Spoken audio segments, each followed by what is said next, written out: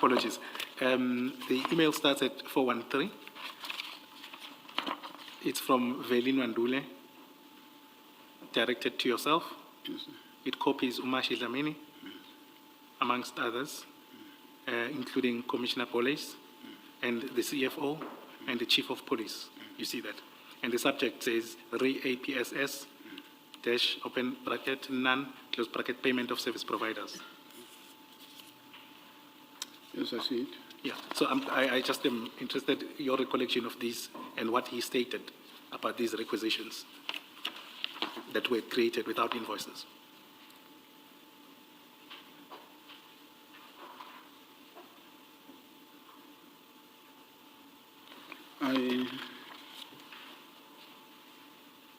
I do not recall. I do not recall myself creating requisitions without invoices. I do not recall that, Commissioner. Okay. Would you be able to retrieve if you responded to this email? Do you know if you responded? Do you recall whether you responded to this email? Because it's a serious accusation. I remember exchanging emails with Velin Wandule, but as to this specific issue, I'm not sure if this specific email forms part of the exchanges that we had. But yes, I should be able to go into the system and then revisit communications that I personally made with Director Nandule and confirm if it relates to this, and then, yes, see what my response to these allegations. Thank you. And I think to be fair to you, we'll give you that opportunity to do that, amongst other things, to retrieve your emails that would either disprove or confirm what you've been stating this afternoon. So I won't take the point further on this for now. We'll just park it. Okay.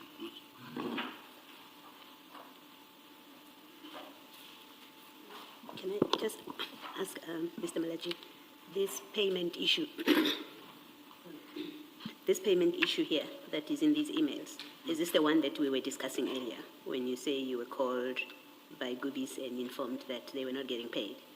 Is it the same issue? Commissioner, I am not sure if it is the same issue because there were other invoices, there were other ad hoc services invoices, okay, which are different from this. Okay.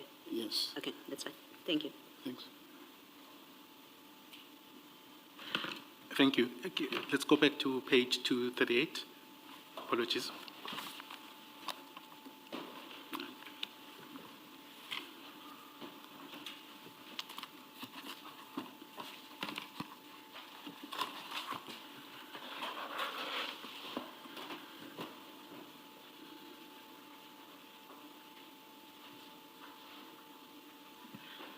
Again, as I said earlier, I won't belabor the point, but what we see is this is an email. I think Commissioner Kumalo had taken me through to this email. This is an email from Commissioner Umashi Dlamini, dated 12 March 2025, and it's addressed to Spies, copying, amongst others, the Chief of Police, Commissioner Police, and yourself. Yes. And he raises a point in the email that there's overspending that is linked to ad hoc services and ad hoc duties.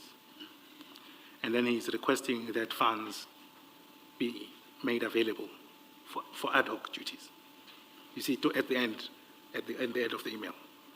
Okay. He's saying further that you explore the possibility of engaging the requesting sister department, which is, I don't know, but I think you had spoken earlier about water and sanitation, and to persuade them, and you'll have to answer that, persuade them to engage the CFO to approve or make funds available for ad hoc duties.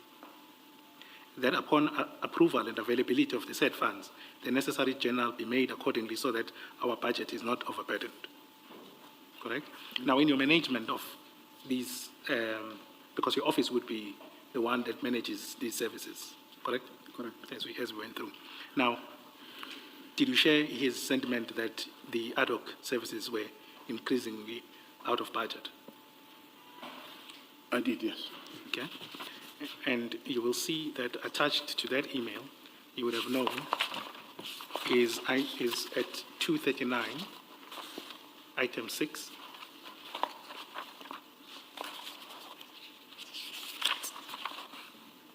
And basically, I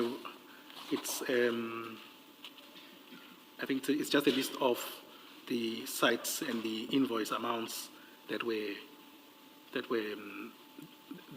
owed, so to speak, that had been allocated as at that time. Yes. And can you confirm that that's the attachment that you are aware of? Yes, that's Okay. And you see that in this attachment, we have essentially 3 entities that invoices are being pushed for. Because Yes. this email does not talk of the 22, Yeah. it is specifically 3 entities. Yes. Now, there is Riotic Mukhalakati, but I want to concentrate on Kubis. Okay. Kubis is allocated sites of a total of 37. I can see. Yeah. Correct. Now, can you explain, and in a normal world, it would have been that you would have gotten an email, this is according to the process you were detailing. You would get an email from a department, I would imagine these are all from water and sanitation, that would be requesting these services, and you assess them, and you see that there is indeed a need for these services in a normal system process, correct? Yes. And then you would then, let me say your team, Yes. but ultimately you will sign them off Yes. ordinarily. You will then say, I'm signing these notices of deployment to these people so that they can provide security services. No, I wouldn't do No, I'm saying we're talking at a just general level, normally. That would be the case. of signing out this number of sites to one company. I'm saying the process. Earlier on, you talked about Yes. there would be a request for services. Okay. It would come via email to you. You make an assessment of the need. Yes. Then you issue a notice for deployment. Correct? So I'm saying in relation to these sites, generally, in a perfect world, that would have been the process followed. That would have been the process followed. Correct. And what I want to say going forward is, given the process, the set process, right, I wouldn't allocate such a number of sites to one company. I wouldn't, because that in itself would create a challenge, right? Not only for me, but for the city. It would even create a challenge with other contracted service providers once they realize that Comm'n is allocated 37 sites at a go, and some are not even allocated 1. Hence, I'm saying I wouldn't allocate such a large number to one security company. Director Malatji, this document that we are looking at on page 239, remember Advocate Sikakani showed you that it is an annexure to this email on 238. Yes, Do you see that is an attachment? Sorry. Yes. And then in that email, they say 30 additional sites were added in January, and then 6 were added in February. Yes. Now, if you go to this document on page 239,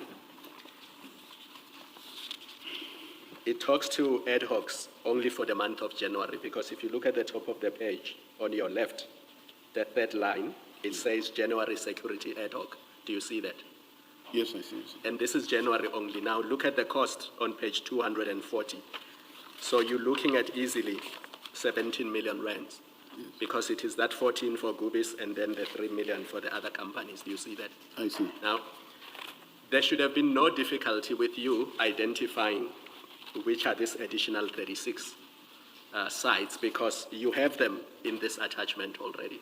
So when you were instructed to stop them the following day, all you needed to do was to go to this document and say, which are those additional 36 sites? I've been instructed to stop them tomorrow in order to save the city at least 14 million rands a month. And nothing stopped you from doing that. So your answer that some of them were previously authorized by customer departments. It does not help you because these ones are the additional ones which are the subject matter of this email. And it is on the same day that both the Chief of Police and the Deputy River Spies instruct that they be cancelled. Do you see that? I do. So you didn't have to go out and conduct an investigation. You have that list attached to the email. It was not difficult to say, looking at this report, which are the additional sites that were added in January? Because you get the months there, it tells you, for example, Klebgat, you know it's October 2024, item 1, on page 239. So you don't have to. And then you look at Refilwe, and then you've got the item there. And then the other ones that are added without dates. Just looking at this report, it should have been very easy for you to identify which additional sites were added in January and February and to cancel them the following day. Your explanation that others were previously allocated correctly simply does not hold water. Commissioner, the instruction was saying all ad hocs, right? And what came to my mind was this was not the only ad hocs that I was instructed to cancel. But I'm asking you about these ones. Why did you not cancel these ones? Because with these ones, you can't say they were previously allocated correctly. The email tells you that there are additionals from January and February. And your Chief of Police, Chief Faro, says there's no budget for this. There's no money.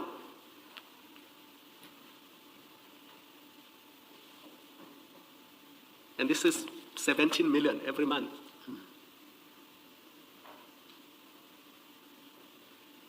Commissioner, I agree. Like I previously said, that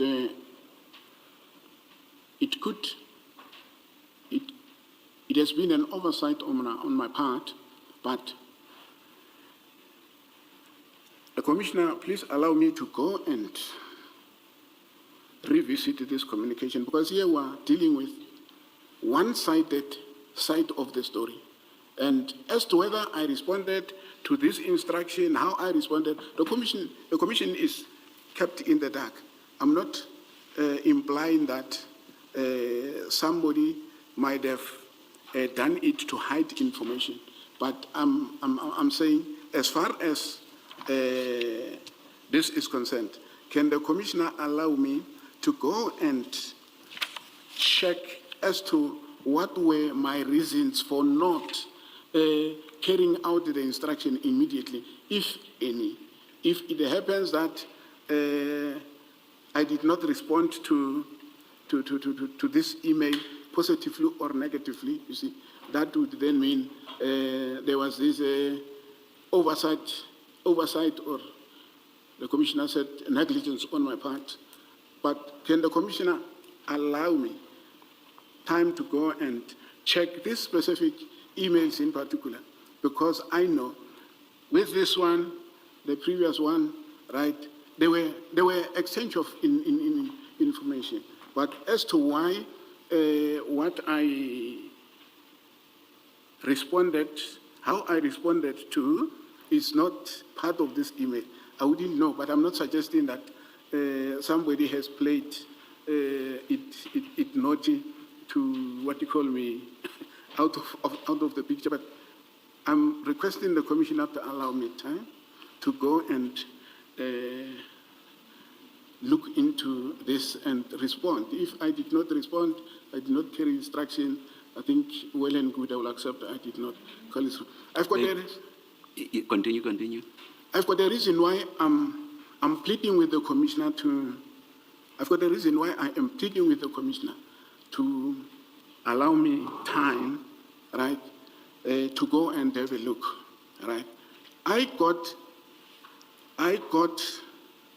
it difficult to access my office for the past 9 months or so to date, because conditions of my suspension, they included that I should not find myself next to any office of the municipality, right, except when I'm called upon to appear before the hearing. So, as I was preparing my statement, it came to my attention that Mr. Rivers Spies issued an instruction to some of the officials that are in my office not to give me any piece of information that I might need in order to prepare myself for today's testimony. So I asked myself, and I'm continuing to ask myself, why would that be the case, right? What is it that Commissioner Spies is hiding, right? What is it? Maybe he issued this instruction so that he could manipulate communication systems and all of that. And when I appear before this commission, right, there is only one side of the story. The other side of the story, the commission is not hearing. But this can only be decided upon by the commission when I am given that opportunity, and I would request the commissioner the commissioner, to direct a communication to the city of Tshwane and get the TMPD management, right, to allow me access, right, to my office, to allow me access to my colleagues with a view to try and get information that might assist the commission to do its work. Given what transpired not long time ago when I was preparing my statement, I am worried. The instructions so issued have created an environment of fear within the department. Those have been expressed with me by people I believed they are able to assist, right? And it really made my testimony very difficult, if not rendering it ineffective. Because somewhere I would be asked a question, some of these questions, if I happened to have access to my office, right, I would have, as part of annexures, evidence, attached them, right? I think let me stop at this. The rest will follow as we go down. Oh, Mr. Malatji, you are at liberty to supplement your statement. The evidence leaders will assist you to source whatever documents you require. I'm sure that with the communication from them, that will be quite easy to achieve. And then as to whether you will give testimony again with regard to what you are able to elicit from what's available, that is with regard to whether that will be in the form of a statement, a supplemented statement, or whether it will be by way of oral testimony again, that's something that will be decided down the line. Does that satisfy you? It does, Commissioner. Thank you. Thank you. Director Malatji, just to conclude on this point, you were suspended in July of 2025, right? Correct. But before your suspension, the city of Tshwane had to follow the terms of the collective agreement, and you were first given the opportunity to explain why you should not be placed on suspension. Correct. Correct? Because, and that would have been in June, it would have been a month prior to your suspension, correct? Correct. And by that point, Commissioner Spies had investigated your conduct, and he had established that, as far as he was concerned, you had committed misconduct. The invitation to you to say why you should not be suspended was premised on the fact that he thought you had committed misconduct. Commissioner, under normal circumstances, it should be like that. But I want to bring it to the attention of the commissioner, that I got suspended in July and also received charges and what have you. But it was in September, if my memory still serves me, that I received a call from the investigator who was calling to say, Mr. Malatji, I'm calling because I'm investigating this case of misconduct against you, and I wanted to check if we could meet just to take each other through what the allegations are. And my response to the caller was, thanks very much for highlighting that. but I'm Malatji, not- I don't want to do this to Okay. you, but you are going to the period after your suspension. I'm more interested in the period before your suspension. Okay. The reason given to you for the suspension was that the city or TMPD believed that you had committed misconduct. Yes. And that had been investigated, at least the preliminary investigation was by Commissioner Spies up to June, because you were invited to give reasons why you should not be suspended in June, and then you were suspended in July, correct? Correct. Yes. And those reasons related to your failure to manage these ad hoc deployments, correct? Not correct. So what were you suspended for? What's the reason that was given for your suspension? There are two reasons. I'm talking to the charges. I failed to declare directorships. To declare all directorships of my companies. Number two, I failed to penalize service providers who, whilst they are deployed, right, had activities happening that which led to the municipality losing the word call. I'm facing these two charges. There is no charge of me having failed to comply with any instruction. Director Malatji, I did not ask you about the charge sheet. Okay. I asked you about the suspension letter. Okay. And in the interest of time, because I see that you're struggling with some of these questions, when you do prepare a supplementary statement, please produce that suspension letter and the letter that preceded it and your response to that letter. Thank you. Because those are the documents I'm interested in, not the charge sheet. Oh, okay, no, fine. Thank you. So please make a note of that. But the